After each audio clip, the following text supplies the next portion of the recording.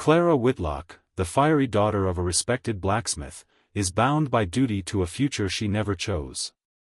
Elias McKenna, a quiet writer with shadows in his past, carries secrets that don't take kindly to questions. Between them stands a town full of eyes, expectations, and whispered judgment. What grows between rules and rebellion may just change everything. Pull up a chair, friend. The fire's warm, the tea's strong, and the wind outside's got stories to tell. Let me take you back, 3 months earlier, to Willow Creek, Wyoming Territory, July of 1878. A town with more dust than mercy, and just enough kindness to keep hope alive. That summer, folks whispered about Clara Whitlock, the blacksmith's daughter with boots too loud and opinions louder still. She was supposed to marry proper, mind her place. But love, well, love don't care much for proper. Especially when it rides into town with a grin, a saddlebag, and trouble stitched into every step. Sometimes, the family you choose is the one fate blows in with the storm. Out here, the wind don't speak unless it means to. It howls across empty plains like it's looking for something it lost long ago. The sky carries the weight of things unsaid. And a man can go years with nothing but his own voice echoing off the canyon walls. The West don't care if you're good or bad. Only if you last. Folks speak of love like it's a soft thing. But out here, love's what keeps you alive when the roof leaks and the fire dies low. It's hands blistered from cuttin' wood. It's a stranger knockin' on your door just before the cold takes em. This story ain't about outlaws or gunfights. Not really. It's about a man with nothin' left to give. And a woman who gave him back everything he'd lost. Even his heart. The winter had come in hard and early, the kind of cold that don't just sting your skin, it settles in your bones and waits. Snow lay deep across the ridges outside of Silver Bend, turning the hills into white graves for forgotten trails. Trees stood like sentinels, bark split from frostbite, limbs groaning beneath the weight of it all. A single cabin sat nestled in a low draw, half swallowed by snowdrifts. Smoke curled from its crooked stone chimney, dark against a pale sky, the only proof anyone still breathed up there. Elias Granger lived in that cabin. Alone. He didn't speak much, not because he couldn't, but because no one was left to listen. His words had all been spent on a headstone 5 winters back, Lillian Granger, beloved wife and mother. Nathaniel Granger, age 6. Typhoid don't care how good a man you were. It don't bargain, and it don't bury the dead for you. Every morning, Elias rose before the light came, built the fire up, then stepped outside to split wood. Not because he needed more, he had enough cord stacked to last 2 winters, but the rhythm kept his mind still. The axe fell clean, steady. The sound of it echoed through the trees like it had purpose. Inside, he cooked simple, cornmeal mush, jerky stew, coffee so strong it could stand on its own. He kept the place clean, but not tidy. Dust clung to shelves that once held toys. A tiny carved horse sat on the mantel, untouched. His wife's shawl still hung near the door, threadbare and waiting. Sometimes, he read old letters. Mostly he just stared at the fire, watching coals burn down into silence. He hadn't been to town in near 3 years. Didn't see the point. The world had gone on without him, and truth be told, he preferred it that way. Elias didn't think much about the future. He didn't think much about anything. Until that storm. Until the knocking. Until fate sent something, or someone, up that mountain trail with no business surviving the night. Outside, the wind shrieked like it knew it had lost something. Inside, the fire burned hot, the silence broken only by the sound of dripping clothes, heavy breaths, and a frightened mother clinging to life, for herself, and for the 2 little hearts she'd brought with her into the storm. The door shut hard against the storm, sealing them in with nothing but firelight, fear, and the sound of their own breathing. The woman stood shivering in place, her arms locked around the children like she thought letting go might kill them.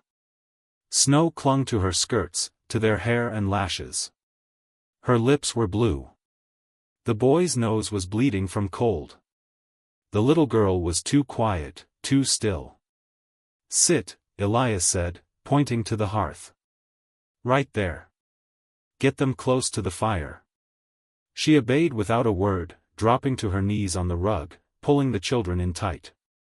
Elias moved without thinking. Years of silence hadn't dulled his sense for what mattered. He took blankets down from the loft, wrapped the girl first, small, barely 3, with a gentleness that surprised even him. The boy, Thomas, blinked at him, unsure.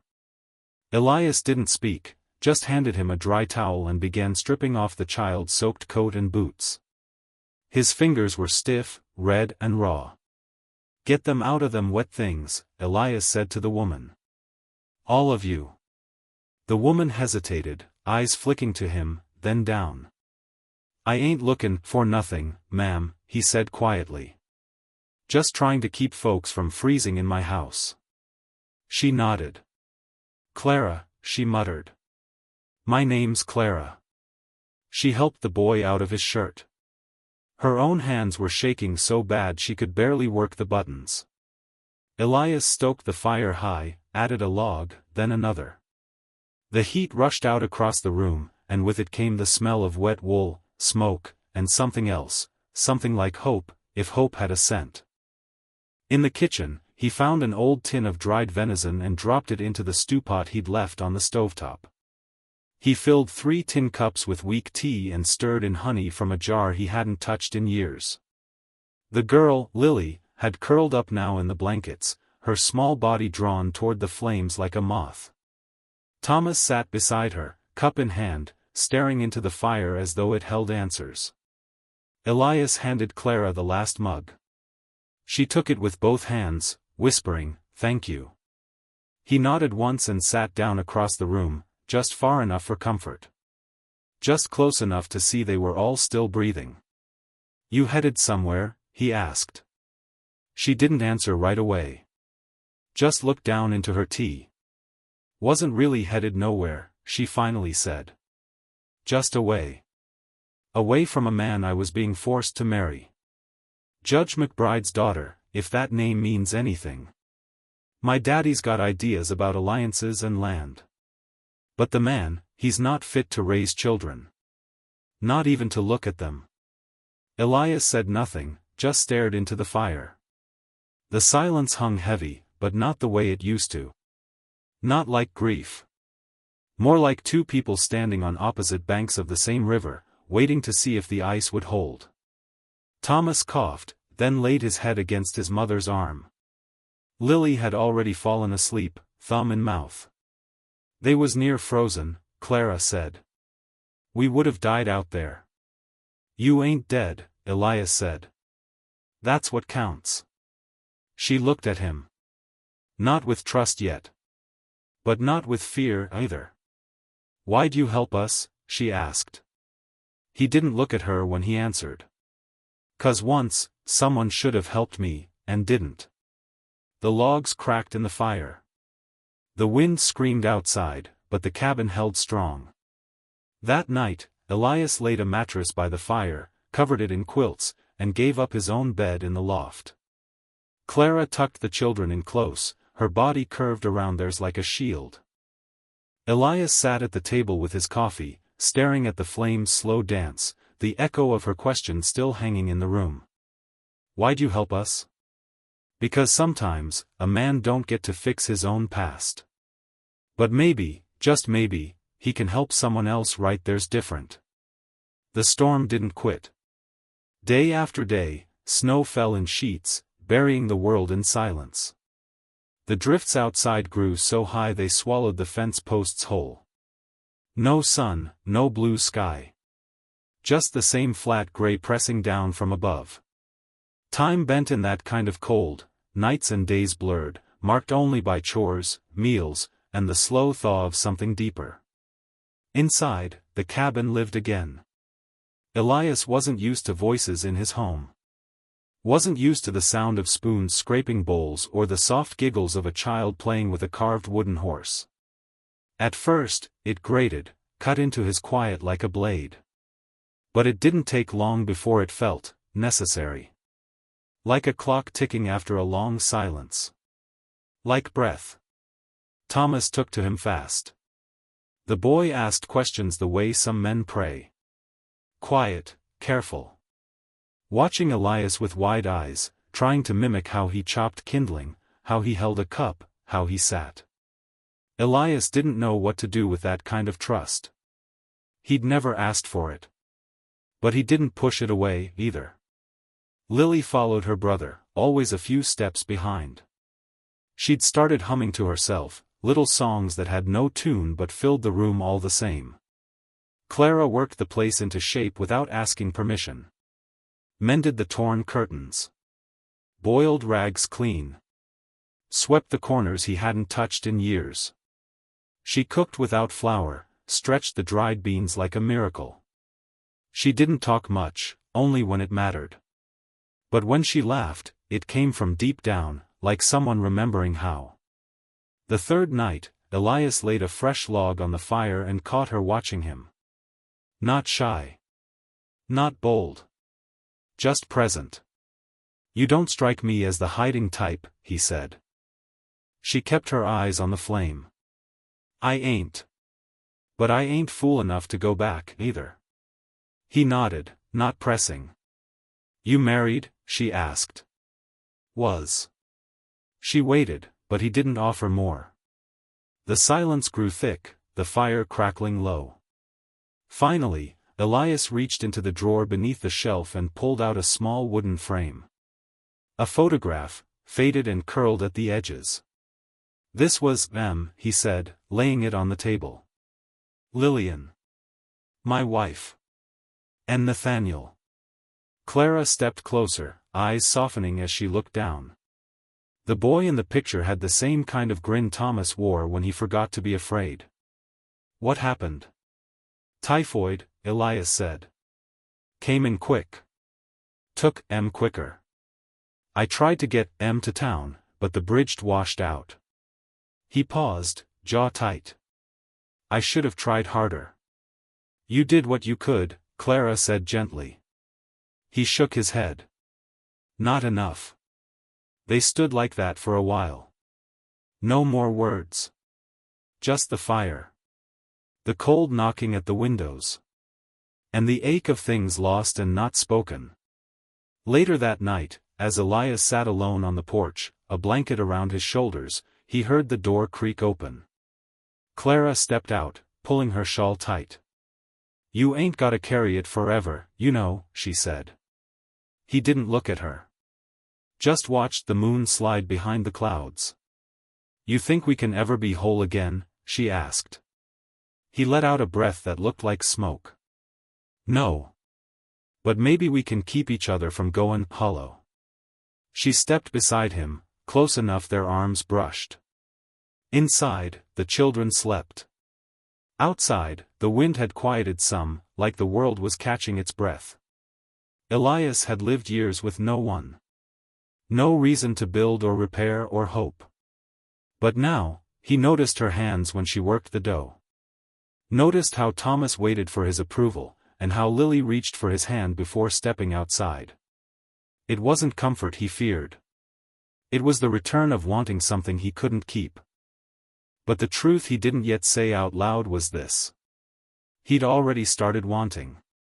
And no storm could stop that now. The storm broke slow, like a man rousing from grief. First, the wind fell quiet. Then came the sun, thin and pale, but warm enough to pull a trickle from the eaves.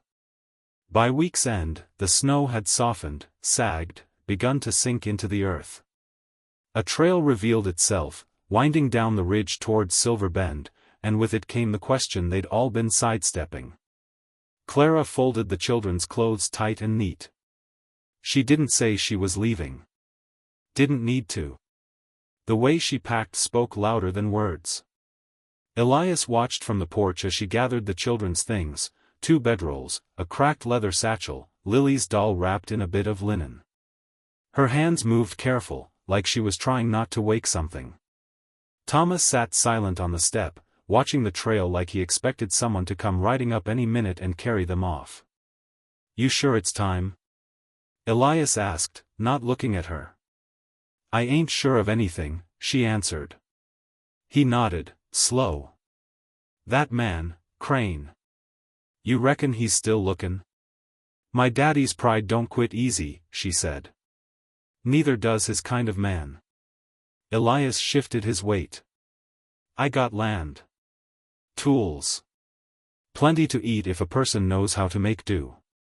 Ain't much, but it's honest." She glanced up. "Are you sayin' we should stay?" "I'm sayin' you could." He paused. "Ain't a skin, for nothin'. Not your name, not your hand. Just, you and them don't have to walk back into what near killed you." She looked at him, real long. Like she was trying to read something behind his eyes. "You're a good man, Elias Granger." He rubbed a thumb along the handle of his coffee mug. "Not always. Not near enough. But maybe I'm better with folks around." That night, after the children were asleep, Clara stood by the fire, arms crossed. The logs crackled, casting shadows on the walls, soft and moving. "I thought I'd forgotten how to feel safe," she said. "But I ain't looked over my shoulder in 3 weeks." Elias didn't speak. Just listened. "Truth is," she went on, "I ain't just been runnin' from a man. I've been runnin' from who I had to be around him." She turned to him, her voice low. "And maybe this is the first place I ever saw myself livin', not just survivin'. He nodded, heart thudding slow and deep like hooves far off on the plain. "You wouldn't mind the noise?" she asked, a hint of a smile in her eyes. "The clutter? Toys underfoot and questions every 5 minutes?" He let out a soft breath, half a laugh. "Reckon I already got used to it." She stepped closer, not touching, just close enough to feel the warmth between them. "I ain't ready to give myself to another man," she whispered. "But I ain't ready to go back to bein' alone, neither." "You ain't got to be anything you're not," Elias said. "Just be here." In the corner, Lily stirred, murmuring something in her sleep. Clara looked toward her, then back at Elias. "Maybe the silence was too quiet," she said. "Maybe I needed the noise." Outside, the moon climbed slow through the trees, silvering the snowbanks. A fox barked in the far woods. The land exhaled. Elias stoked the fire. Clara laid a third pallet near the hearth. They didn't call it staying. They didn't call it love. But they didn't speak of leaving again, either. In the morning, Clara unpacked the satchel. The doll went back on the shelf. Thomas fed the stove before Elias could get to it. Lily hummed a tune no one taught her. And for the first time in 5 winters, Elias Granger woke to more than just the sound of wind and memory. He woke to life. By the time the snow gave way to mud, the trail into town had turned passable again. Pine needles peeked through the melt, and birds returned to the edge of the woods, their songs thin but sure. Spring hadn't quite arrived, but winter had loosened its grip. Elias hitched the mule to his cart and loaded it light, sacks of jerky, furs, Clara's mended linens to trade. Clara packed a satchel with care, brushing Lily's hair until the child squirmed. Thomas, proud and silent, clutched a wooden pistol Elias had carved from pine.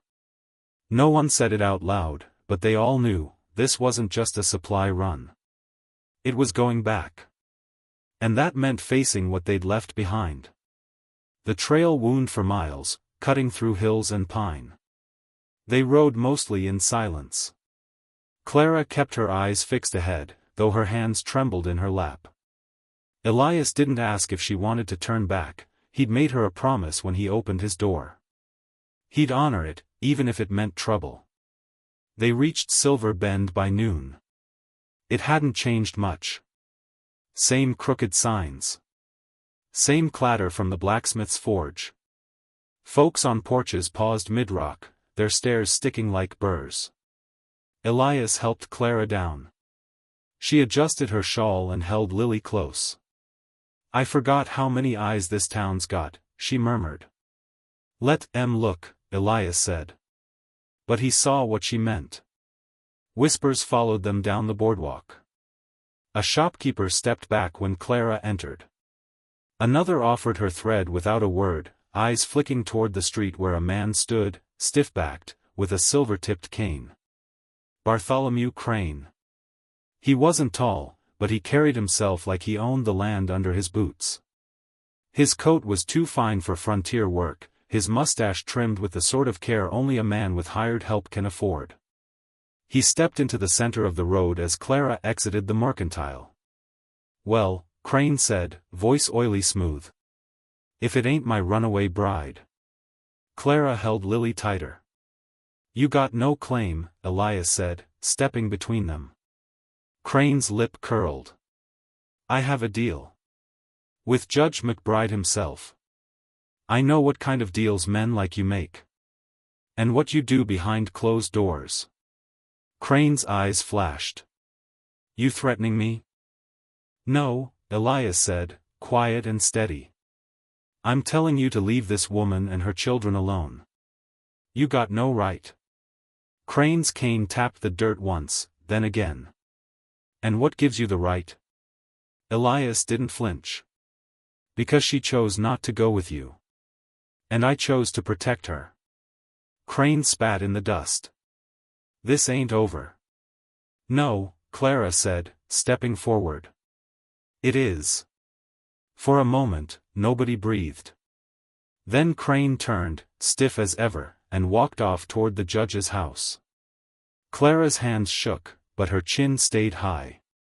She looked over at Elias, her eyes wet, her voice steady. "Reckon the whole town saw that." "They'll talk," Elias said. "But they talked before. Don't mean nothin', dot." The three of them walked the rest of the street quiet, save for Lily singing some made-up tune and Thomas watching Elias like he'd hung the moon. They bought supplies. Traded cloth. Collected mail from a rusted box that hadn't seen use in years. On the way out of town, Elias turned the cart uphill. Past the church. Past the law office. Past Judge McBride's fine White House with its wide porch and empty rocking chair. Clara didn't look back. Not once. When the pines swallowed the trail behind them, and the last rooftop dipped out of sight, she finally exhaled. "I ain't never belonged there," she said. "But up on that ridge, it feels like I do." Elias glanced her way. "You do now." And that was all that needed saying. The hills were green by early May. Snowmelt fed the creek, and wildflowers spread out like a quilt across the meadow. Birds nested in the eaves again. The days grew longer, and the nights lost their bite. Life, in its quiet, stubborn way, carried on. At the cabin, they'd fallen into rhythm. Clara worked the garden with sleeves rolled to her elbows, dirt under her nails and a straw hat low over her brow. Elias repaired the fence, tightened the hinges on the barn door, and split fresh timber for a chicken coop they didn't yet have chickens for. The children thrived, Thomas learning to whittle beside Elias, Lily singing lullabies to a rag doll that had lost most its stuffing. There were no grand confessions. No embraces in the rain. Just a slow weaving of lives together. And one morning, while Clara hung laundry on the line, dresses dancing in the wind like old ghosts let go, Elias stepped out from the porch, a folded cloth in his hand. He stood quiet for a while, just watching her. "You've made the place look different," he said at last. She smiled, pinning up a bedsheet. "Just cleaned off what was already here." He nodded, turned the cloth over in his hands once. "Been thinking," he said. She stopped pinning. "This land's mine. The cabin, the name. I buried the ones it was built for. Thought I'd live and die with no one else under its roof. But that ain't how it's gone." She looked at him now, brow furrowed, not fearful, just listening. He took a breath. "I ain't a man of many words. Never have been. But if we're gonna keep living like this, together, with the children, the garden, the work, I'd like it to be proper. Clara stepped toward him, slow. I ain't a skin for romance, Clara. I ain't expectin' a church dress or town gossip to turn kind. But I can build a life with you. One with steadiness. With choice. You'd have my name. And I'd stand by you, till the end. He offered the cloth. She took it, unfolding it to find a simple handkerchief wrapped around a plain gold band. Clara looked down at it for a long moment. Then, you sure? He met her eyes. Sure as the sun rises slow over that ridge every mornin'. You don't have to say yes now. You don't ever have to. But the offer stands. She held the ring gently, as though it might melt in her hand. I ain't ready for love the way I used to think it looked, she said softly. But I reckon this quiet, this working side by side, this raising children without fear, that might be the truest kind. He nodded. Clara slipped the ring on. Not with ceremony. Not with tears. Just a small smile and a breath that came easier than the last. I'll stand by you too, she said. And not just, till the end. But through the in-between. Through all of it. They didn't kiss. Didn't need to. He took her hand, rough and work-worn like his own, and together they finished hanging the wash, the wind lifting the linens between them like a blessing. The seasons rolled forward, slow and steady as a wagon will through prairie grass. 2 springs came and went. Then a third. The trees on the ridge grew thicker, the fence posts grayer. Time didn't announce itself in big ways, no thunder, no fanfare. It crept in quiet, showing itself in Thomas's taller frame, in Lily's growing words, in the fine lines deepening at the corners of Clara's eyes when she smiled. The cabin, once a place for hiding, became a home. Not the kind with lace curtains or polished wood, but with warmth in every room and the smell of bread in the air. The walls bore pencil marks for each child's height. The mantel held a row of wooden animals Elias had carved over winters beside the fire. And above it, 2 photographs, one of the Granger family lost, one of the family that remained. Thomas helped Elias build a chicken coop and then a shed. His shoulders widened before his voice changed. He took to chores without fuss, always quick to grab the axe or bring in the wash without being told. He'd taken Elias's last name before anyone asked. Said it felt more right than the one he was born with. Lily, light-footed, always singing, became the heart of the home. She kept wildflowers on the table and a basket of buttons she'd collected from worn-out shirts. She asked questions about everything, storms, stars, the Bible verses Elias read on Sundays. She knew how to boil a stew and mend a shirt before she turned 7. Clara found her peace in small things, kneading dough, canning fruit, singing to herself while she rocked on the porch. She laughed more. Sometimes she'd sit beside Elias without speaking, their silence comfortable now, like a worn-in pair of boots. Other times, she'd rest her head against his shoulder as the sun went down and say, I never thought I'd feel safe again. Elias didn't say much. He never had. But he built things now.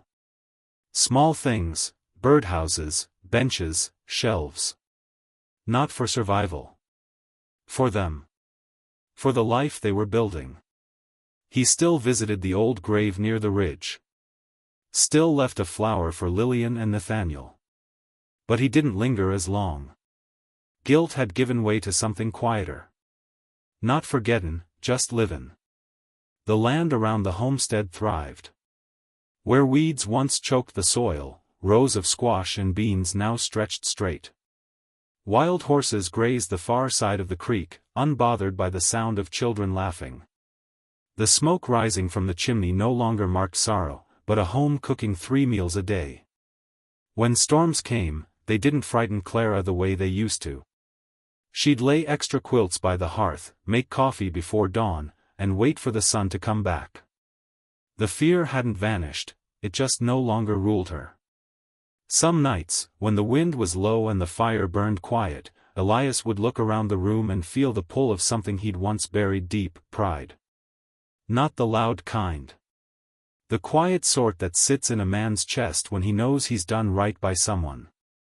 He never stopped missing the family he'd lost. But now he had one that looked to him when supper was late, when fences needed mending, or when a bad dream needed chasing off, with a quiet voice and a steady hand. Once, he'd told himself he didn't deserve another chance. Turns out, second chances don't ask if you deserve them. They just show up cold and half dead on your doorstep in the middle of a storm. And if you open the door wide enough, they might just grow into something worth staying for.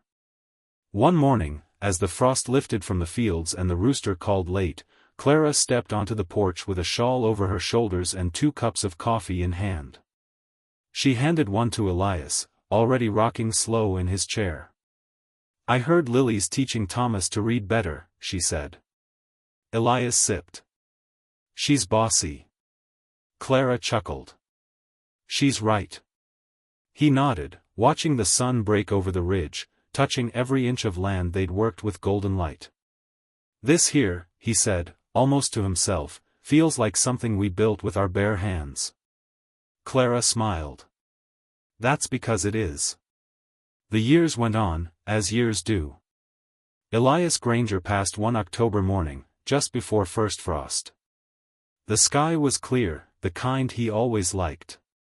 He'd risen early, stoked the fire, and sat down in his rocker with his coffee and his Bible open to a page he never finished.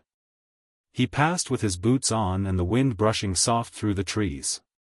Clara found him there, still and peaceful, like a man who'd finally laid his burden down. They buried him on the ridge, just up from the garden, beside the marker he'd carved for Lillian and Nathaniel long ago. Thomas and Lily stood at either side, grown now, strong and upright, eyes wet but proud. The stone read simple: Elias Granger. Father. Husband.